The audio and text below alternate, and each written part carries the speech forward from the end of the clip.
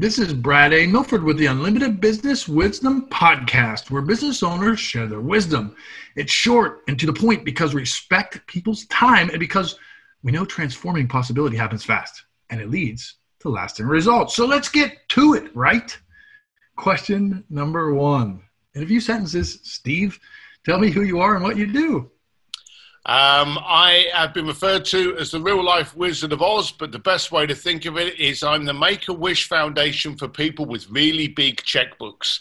I now not only make the amazing happen, like getting people married in the Vatican, send them down to the Titanic, but I now am the author of Bluefish and the Art of Making Things Happen, a coach and a speaker.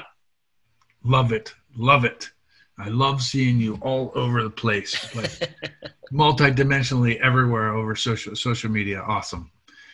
Question number two. What's the best thing, Steve, about being in business? The responsibility, the accolade, the empowerment, the moment that you wake up in that morning and you can make your day what you want. Now, I know sometimes it doesn't go to plan, but when it does, there's only one back that's going to get clapped and it's going to be yours for making it happen. So I love the growth and the empowerment, and that can often come through the biggest mistakes and failures. I love it. I couldn't love that more. But one of the things I love about that is you brought in the responsibility about all of that. That's amazing because a lot of people talk about the freedom, but few people talk about the responsibility that comes with that. So thank you. That's amazing. That's awesome. Question number three. We hear from other business owners, and I know for some people listening, even still during this time, especially in the digital space where everybody is right now, we're hearing from business owners they're getting so much business that the chaos sometimes causes overwhelm. Tell me your thoughts about that, Steve. Yeah, it's infrastructure. You know, the bottom line of it is you've got to be careful what you wish for. People wish for like 1,000 clients, but they don't care to pay attention to the fact that they can only give attention to detail to 10. So focus on the clients that you can handle, not the numbers. So that's the problem we got today. At the moment, everyone's going out there thinking, oh, I've got trouble with my business, I better go fishing. And they cast out a massive net to attract a lot of people that shouldn't actually be in that sandpit. So I know I'm mixing metaphors there, but try to refine who it is that you're solving. Try to refine who it is you're trying to attract, and stick to your avatar. Don't spread your net too far and try and be someone that you will sooner or later become uncomfortable being. Love it. Absolutely love it. Deep knowledge. You're already dropping the wisdom, and we didn't get to question number 5 yet. I knew that would happen. Question number 4, Steve. What other successful business owners, like yourself, of course, should be on the Unlimited Wisdom podcast? Oh, well, that's an easy answer. Anyone that creates impact. Anyone that actually makes a difference. Anyone that does things and does things in their lane. So you got a lot of them out there. Juliet Tangent, Ed Parko, Manoj, Tamara Linan, otherwise known as Tammy Girl. There's a whole bunch of people. Brandon Strasser.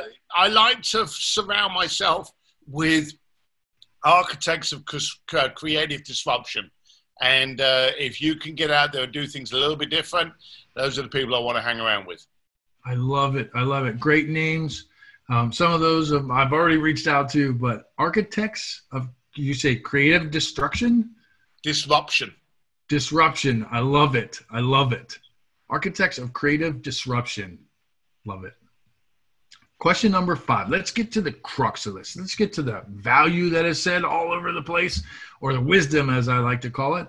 Steve, what piece of wisdom would you share with other business owners today? It's going to come from probably the bluntest tool in the shed that was my dad.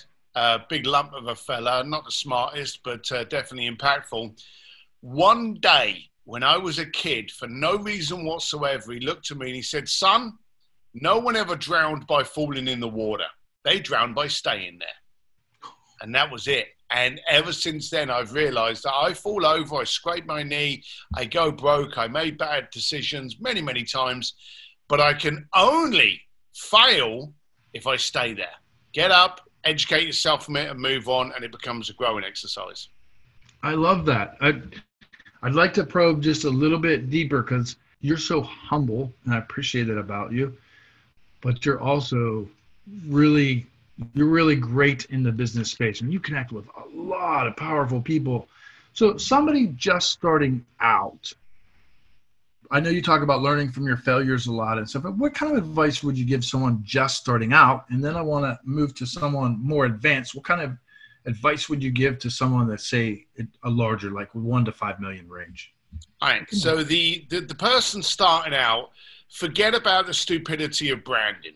Okay. Stop trying to brand yourself. Don't give a crap about your website. You see, branding, you need to understand, is what people say about you when you've left the room, not what you say about you. You can try and translate a message that is easy for them to continue with and to pass on, but branding, you are not in control of it. So forget trying to brand yourself, okay? Focus on what is it you do and what do you solve, and who do you need to find that you are a solution to that problem to.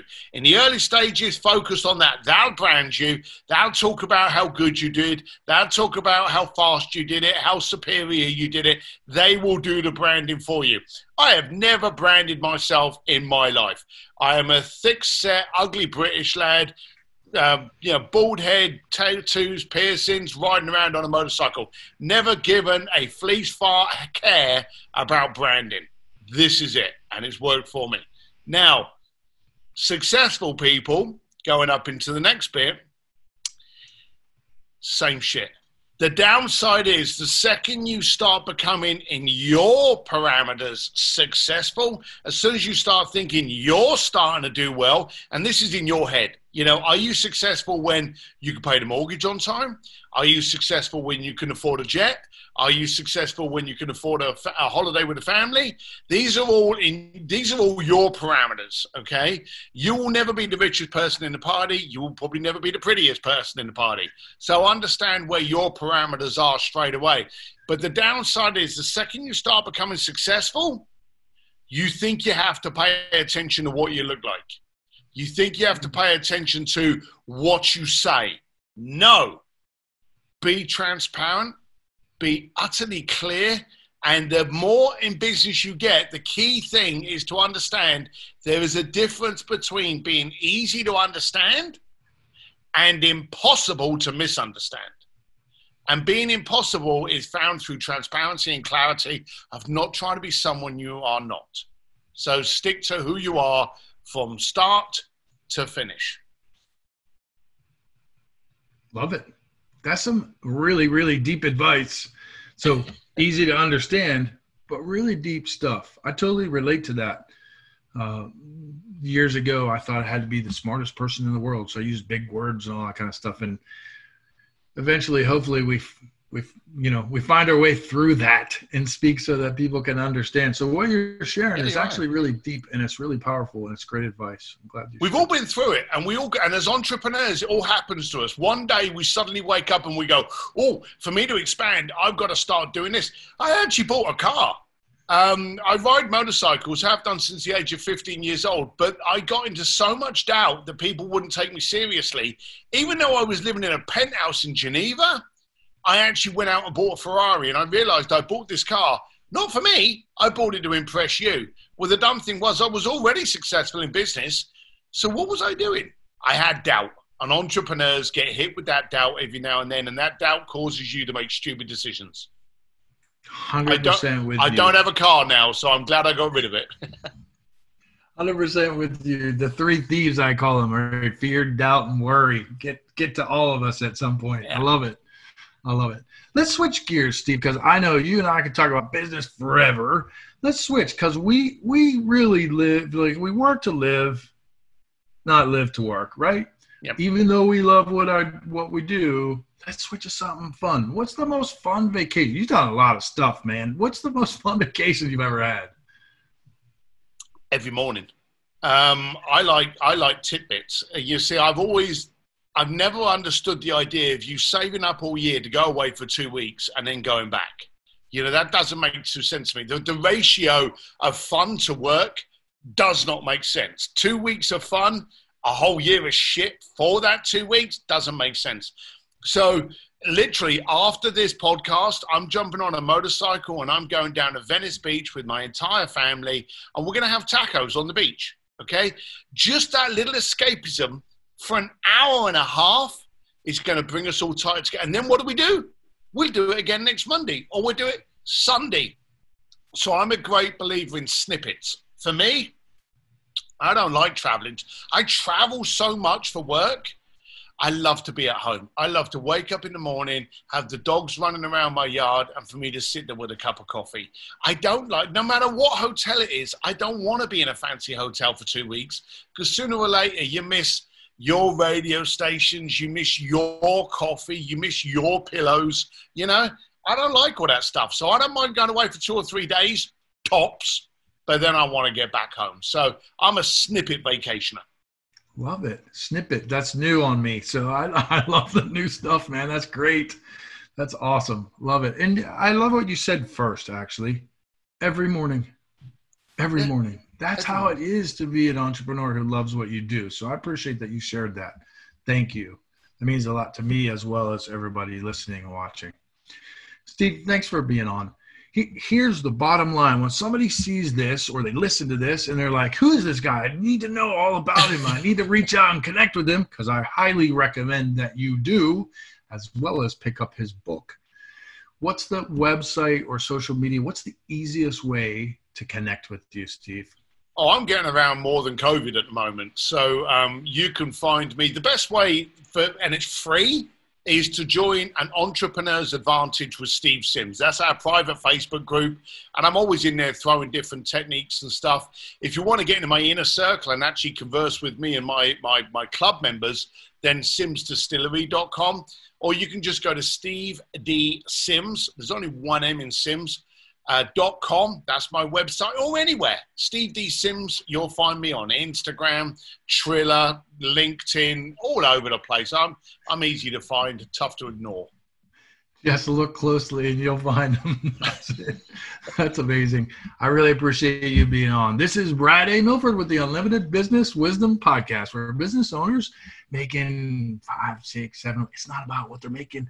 They're sharing their wisdom globally and creating impact. Thanks for joining us.